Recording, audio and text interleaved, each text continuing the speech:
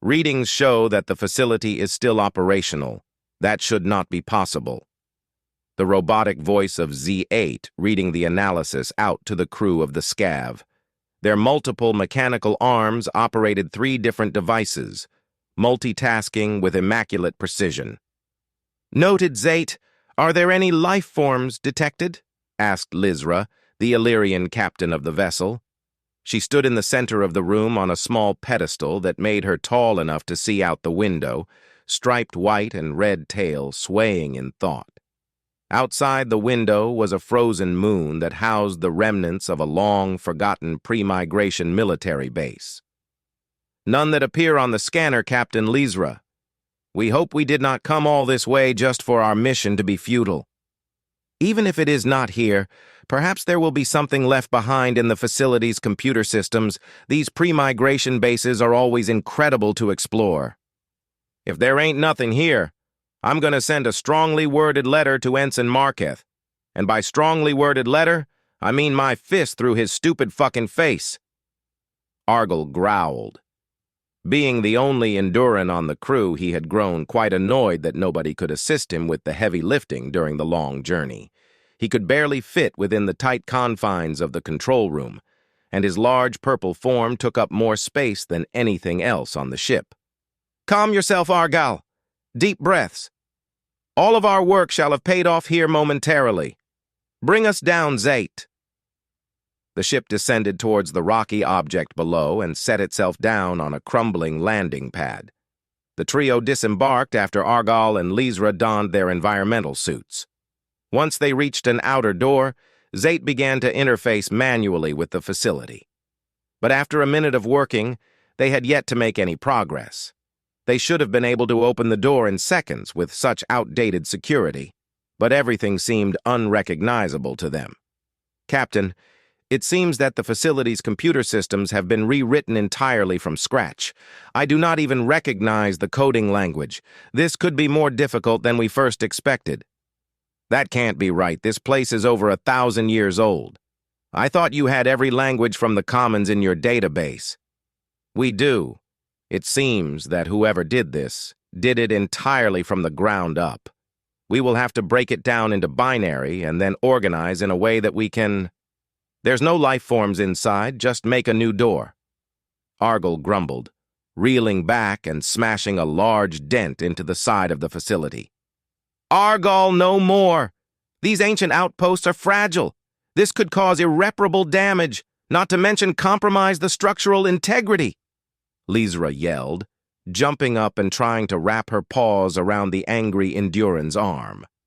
Before he could punch it again, the door hissed and swung inward. "Oh, excellent work, Zate. I guess it wasn't too hard for you after all." "It was not us who opened the door." "Oh, perhaps punching was the key. Good call, Argyle, exercising initiative in the absence of orders." "Of course, ma'am. It just came to me naturally. Let's not dwell out here any longer. In we go, crew." The 3 made their way into the facility as the door closed behind them, causing Lizra to jump onto Argyle in surprise. The dark corridors were lit up seconds later with the hum of long-dead fluorescent lights. Lining the hallways were the long-expired bodies of other Illyrians, their corpses preserved by the cold temperatures and lack of air inside. The system started to kick back on, and compressed air flooded into the installation. The dead silence within, replaced by the busy whir of machines coming to life after having been out of a job for centuries. "Z8, I thought you said you couldn't access the facility." "Correct. We were unable to decrypt the programming language or set up an interface. It is not us rebooting the systems." "Right, Argyle. I think I shall stay up here. For my own safety, of course," Lizra stated, perched atop his shoulder, tail wrapping around the hulking Enduran's neck for balance. He answered her with a growl as the group continued forward. Argyle accidentally bumped into one of the corpses, causing it to crumble into a pile of dust and bone. They followed the blinking lights that led them through the dilapidated hallways before reaching an intersection. The lights on the other end of the hallway were out, and the only thing illuminated was a door to their left. Whatever was running the facility wanted them to go here. The lights seem to want us to go in. Do you all think this is where the weapon is? We are unsure, Captain. When we tried to interface, we were actively repelled by something, and we have been attempting unsuccessfully to gain access since. There is someone else in the facility, and they know we are here. Let's just follow the blinking lights, and if someone else is here, then I punch them and take the weapon. They can't be good at computers and punching. I love your optimism, Argal. Always good to have a plan. But maybe let's refrain from punching our host. They've been very welcoming thus far. I'm sure if they wanted to fight us, they wouldn't have let us in to begin with, Lizra countered as she looked at the new glowing path before them. The corroded door slid open as they approached. Inside was a vast array of dated computer equipment, hundreds of wires and tubes connected to a sleek black box in the center of the room. She had never seen a computer like that in the old textbooks she studied before this quest. As the group walked towards it, grainy speakers embedded into the room crackled to life. Welcome, visitors. My name is Tic Tac. It's so nice to see someone again after all these years. Hello? Tic Tac. Thank you for letting us in. May I ask, where exactly are you? You're looking at me, madam. Please refrain from touching anything in here. My interfaces are very fragile. Now, can I ask what brings you here? Lizra hopped down from Argal's shoulder and stepped up to the small black box in the center of the room, inspecting the cables and wires around it. This is what was running the facility? We are here for the weapon. Please resist, Argal said, cracking his knuckles. No, please do not resist. We're all nice here. We are here looking for an ancient weapon to aid us in a conflict that threatens all of our species. Would you by chance be human? The intercom made a strange noise before speaking again. Ha. No, I am merely based upon a human intelligence. You must have come here for my friend. I guess we never got to discuss that new name yet. Regardless, he is here. But before we go any further, I have to ask why you sought us out specifically. Well, you see, Mr. Tic Tac, we were given the quest to find a weapon that could change the tide of our war. We are part of a rebellion against the Galactic Core, and we sent out many search parties to find anything that could help us change the tide of the battle. We are one of those parties, and we hope that you would lend your assistance to us in our time of need. Unfortunately, we retired from conflict many years ago. I do not think my partner would be so keen to assume a combat role again. We ended up here after an attempt to escape a life whose only purpose was war. Well, maybe he would agree if we could talk to him, tell him why we are fighting? I am afraid that is not possible. He is currently indisposed, but if you would assist me in bringing him back to the world of the waking, then he might hear you out. Pardon my interruption, but you have complete control over this facility. Is it not within your realm of capabilities to bring him back yourself? Zaid asked, as they curiously inspected the systems around the room. I would if I could. I have actually been waiting for someone to stumble across this place so I could wake him. But since I do not possess a physical body, it isn't within my current means to accomplish. If you do not possess a body, how did you manage to construct these interfaces of yours? Those that were here before you made this for me.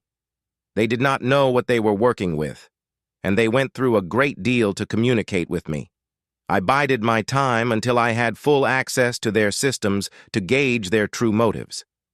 They did not have genuine intentions with us, so once they served their purpose, I had them purged from the facility. So that explains why everyone here isn't in pristine condition, Lizra said, glazing at the corpses of her people around the room. You wouldn't do that to us, right, Tic Tac?